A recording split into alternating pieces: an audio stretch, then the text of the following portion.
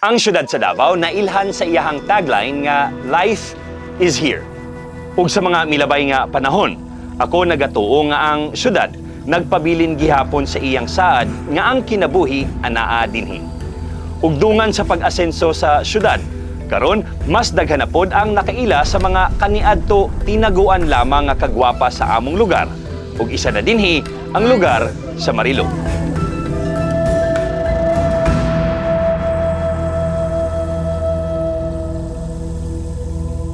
Maayong bungkag. This is your proud bisnak boy, Chito Samuntina. Tara, ubani ko ninyo nga mulag sa bugnaong dapit dinhi sa Davao City. Usa ang Marilog sa 11 kabuok nga administrative district sa Davao City.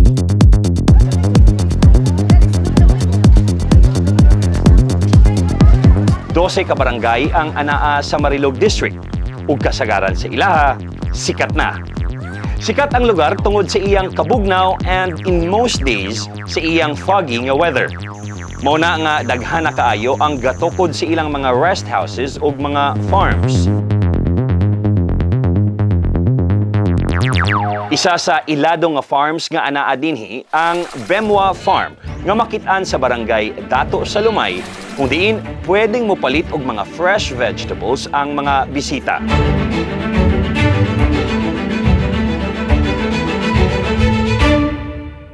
Sa among pagsuroy-suroy sa Dato sa Lumay, amo pong gibalikan ang usa sa mga destinasyon dinhi, ang New Year's Peak, nga ilado sa ilahang mga tiny houses ug uban pang klase-klaseng balay pahulayan.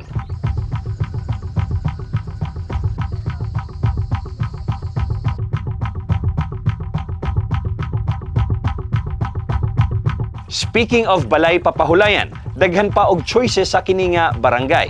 Og pohon, i-feature nato sila.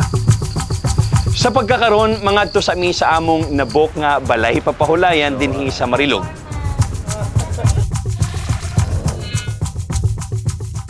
Sa kantidad nga 10,000 pesos, pwede na nimong mahulman ang kini nga private rest house sa Barangay Buda nga kaya mo accommodate og 15 to 20 katao.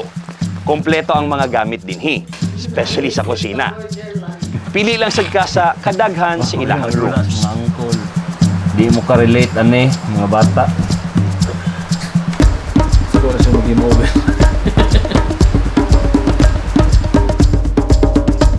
Kung sa una wala kayo'y choices pag-abot sa kananan, karon daghan na kag pwedeng pagpilian.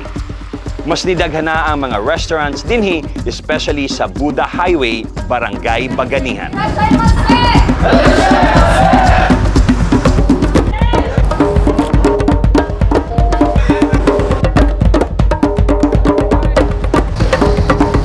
Ug among giadto ang ginaistoryahan karon sa mga Davaoenyo nga maogyod ang among tuyo, ang Kaizen Buda.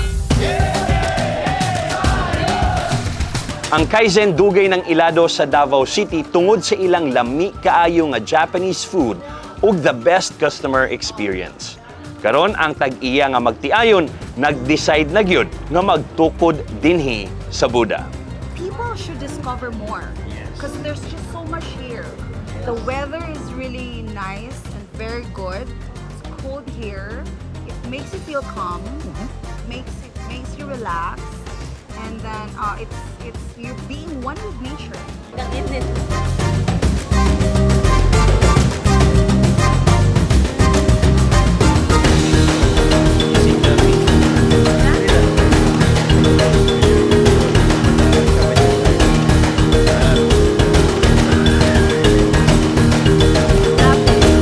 Ikaw ba, sama namo, ganahan mag-overnight sa ing-ani nga lugar?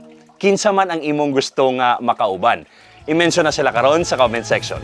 Anyway, daghan kaayong salamat sa inyong pagkuyog sa among lag ug sa sunod na pod nga pagpangatol sa akong tiil.